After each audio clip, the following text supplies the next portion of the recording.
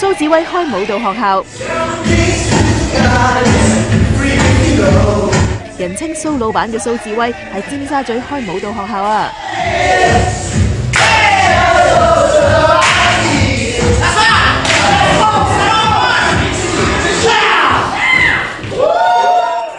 呢班唔係學生，係排舞老師嚟㗎。咁蘇老闆會唔會教埋一份啊？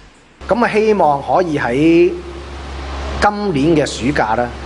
咁如果我 OK 啲嘅話咧，我可能真係有一兩班係，即係我自己真係落手落腳嘅。咁你兩個女有冇興趣做你學生先？暫時都未有呢個小朋友嘅班。